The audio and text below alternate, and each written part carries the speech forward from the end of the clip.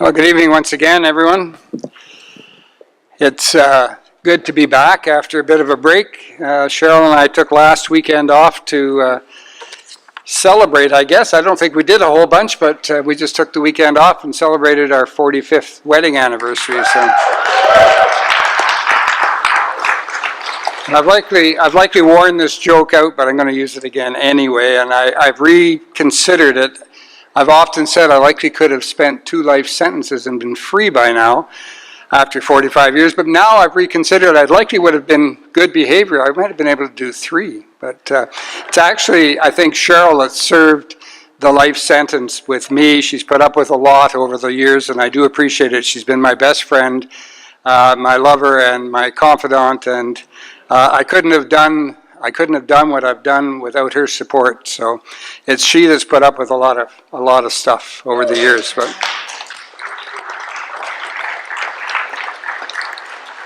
so we're into August, which takes us into step 8, and I'm going to talk a little bit about step 8, and then we're going to talk about a couple of other things that have gone on this week that are pretty exciting. So step 8 is make a list of all persons that we have harmed and become willing to make amends to them all. In this step, we're called upon to make a list and become willing to make amends. And that's all we have to do is make the list. It's all we're called to do is make the list and become willing. It seems that we need to make the list of all people that we've harmed. All the wreckage of our past we need to put in that list. And we need to be prepared or get ourselves prepared to make the amends. Making the amends is not making a shallow, oh, I'm sorry for whatever I might have done to hurt you. It means that we become prepared to fix whatever it is that we caused to break. Making amends that we're willing to show that we're sorry and we're willing to go to any lengths to make things better in that relationship, to repair the damage that we've done over the years. But we have to remember that step 8 is not about making that amends. It has nothing to do with making that amends. It has everything to do with making a list, doing a search of ourselves and remembering all the people that we have harmed, all the people that we have hurt as we went through our life in addiction. The first 7 steps involved internal change, changes from within. We did inner searching on our addiction, on whether we were actually an addict or not. Had our lives become unmanageable? We had to deal with the concept of a higher power, and for many people coming into recovery, they have no idea what a higher power might be. And it takes a lot of work to get there to some point to believe that there's something bigger and greater than ourselves out there in the universe. And that's all we really have to do to have the concept of a higher power. Then we have to learn how to turn our will and our life over to whatever that higher power might be. And that is a daily task for most of us, where we have to every day turn our will and our life over to the God of our understanding in the best way we can do it. Then we had to do a searching and fierce moral inventory. This is one of the steps that scares most people, and it's the most difficult to do if you're doing it honestly and deeply. It creates a lot of fear and a lot of anxiety and a lot of bad thoughts that come up. Then we have to share all of that stuff. I call it a spiritual puke. We share all of that with God and one other human being. And it must be a human being. I've had people say, well, could I do it with my dog? And God, no, you can't. It's got to be another human being. Somebody that you trust, somebody that you really trust, that you can kind of share openly everything that's gone on in your past. That's a lot of internal stuff. Causes thought and reflection on our behaviors and how our addiction affected ourselves, but more importantly, how it affected everybody around us. Now, starting step 8, we have to start repairing the things around us that were damaged by our behaviors when we were in our addiction. There is no doubt in my mind that this step tells recovering people what to do and how to do it. The first thing you need to do is you make a list of all the people who were harmed by your addiction. It's pretty simple. The key question here is, who has been hurt by my addiction? The point that I want to make here is that you don't, at this time, focus on the people that hurt you. This step is all about what you did and what harms you have caused. In early recovery, it's easy to become obsessed with those that have harmed us so that we can justify our bad behavior, or we can justify why we're not going to make an amends to that person. They hurt us more than we hurt them. They haven't apologized to me. I'm not apologizing to them. You know, all the excuses and the reasons we addicts can come up with why we shouldn't do something. And that's what happens there if we concentrate on that. We need to concentrate on the harms that we've done. The point here is not to keep score. What we need to do is determine what we have done to hurt others and repair that damage so that we are free from it. When we do this, the healing begins. I have to admit it's much easier to blame others for their wrongs than it is to look at ourselves, but that is what this step calls us to do. We need to clean our side of the street and then begin with a paper and pencil and make that list of people that we've harmed. Make the list, and I mean, write it down. You can't keep that list in your head. If you're like me, you'll forget the most important ones, or the most hurtful ones, or the ones that are hardest to do. You'll forget about them, and you'll find some reason why you shouldn't do them. So write them down on a piece of paper. Dig up the wreckage of your past and review it all.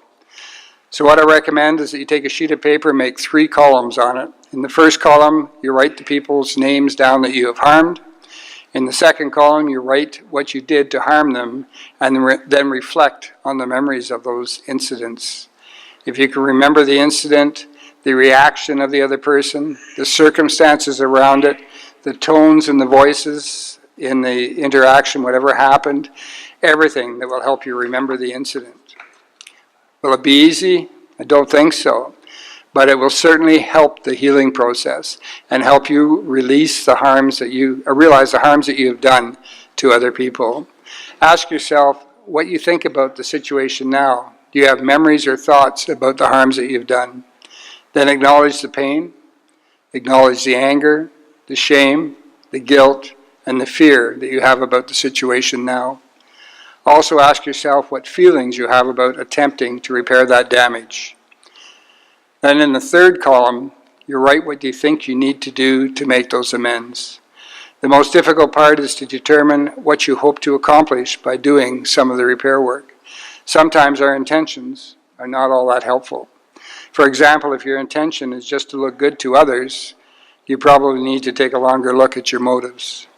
Once you have determined what it is that you're trying to accomplish, you can name specific actions that will make up for what will happen or what happened. Sometimes that's a simple "I'm sorry." You will need to find some situations where nothing can be done. You will find situations where nothing can be done. You may not have any idea how to reach a person. Some people may have passed on. You may not even know the name of the person that you offended. And here's the one that I really caution strongly against, is going back to old girlfriends, old boyfriends, when they've started new lives with new people and apologizing for whatever it is that you might have done to them on those one-night stands. So you want to be careful with those ones. In these cases, the best amends you can make is a living amends. The living amends shows those around you the different person you are in recovery as opposed to what you were in your addiction.